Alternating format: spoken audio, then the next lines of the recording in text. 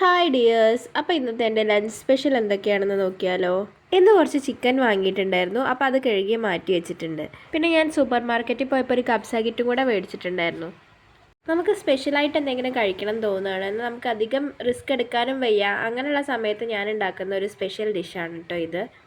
വളരെ കുറച്ച് ഇൻഗ്രീഡിയൻസ് മതി. സവാള, തക്കാളി, ഇഞ്ചി, വെളുത്തുള്ളി. ആദ്യം തന്നെ ഇഞ്ചി വെളുത്തുള്ളിയും കൂടെ ഞാൻ ചതച്ചെടുക്കുന്നുണ്ട്.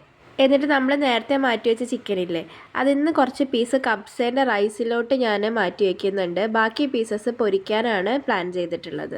ചിക്കൻ ഫ്രൈ ചെയ്യാൻ വേണ്ടി എനിക്കൊരു സ്പെഷ്യൽ റെസിപ്പിയൊന്നുമില്ല. എല്ലാവരും ചെയ്യുന്ന പോലെ തന്നെയാണ് ഞാനും ചെയ്യാറ്. ഇഞ്ചി വെളുത്തുള്ളി പേസ്റ്റ്, മുളക് പൊടി, മഞ്ഞൾപ്പൊടി, ഉപ്പ്, കോൺഫ്ലവർ, നാരങ്ങനീര് ഇതെല്ലാം കൂടെ ചേർത്ത് മിക്സ് ചെയ്ത് കുറച്ച് നേരം മാരിനേഷന് വേണ്ടി മാറ്റി വയ്ക്കും. അപ്പോൾ ആ മിക്സ് കുറച്ച് നേരം അവിടെ ഇരിക്കട്ടെ അല്ലേ. നമുക്ക് കബ്സയിലോട്ട് കടക്കാം. കബ്സ ഉണ്ടാക്കാൻ വേണ്ടി ഞാൻ കുക്കറാണ് എടുത്തിട്ടുള്ളത്. കുക്കറിൽ സിമ്പിളായിട്ട് ഉണ്ടാക്കാൻ പറ്റും. പിന്നെ ഈ കബ്സ കിറ്റിൽ തന്നെ ഇതിലേക്ക് വേണ്ട എല്ലാ ഇൻഗ്രീഡിയൻസും അതിൽ തന്നെ ഉണ്ടാവും.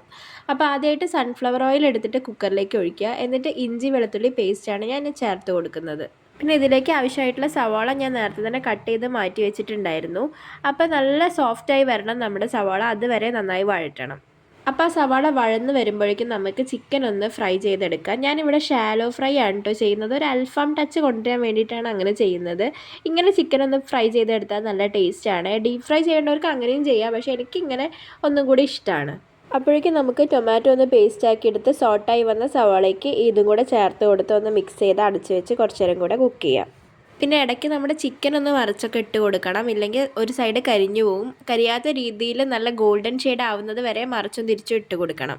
ആ സമയം കൊണ്ട് നമുക്ക് കബ്സയിലോട്ടുള്ള ഒരു സൈഡ് ഡിഷും കൂടെ ഉണ്ടാക്കാം. ഇതിലേക്ക് സവാള, തക്കാളി, വെളുത്തുള്ളി, ഉപ്പ്, നാരങ്ങനീര് ഇത്രയും ചേർത്ത് മിക്സ് ചെയ്താൽ മതി. നമ്മുടെ സൈഡ് ഡിഷ് റെഡിയാണ്. അപ്പോഴേക്ക് സോട്ടായി വന്ന നമ്മുടെ ടൊമാറ്റോ മിക്സിലേക്ക് നമ്മൾ മാഗി ക്യൂബ്, കബ്സ മസാല, ടൊമാറ്റോ സോസ്, ഉണക്ക നാരങ്ങ, പിന്നെ ചിക്കൻ, ആവശ്യത്തിന് വെള്ളം കൂടെ ചേർത്ത് നന്നായിട്ട് ഒന്ന് മിക്സ് ചെയ്തെടുക്കണം.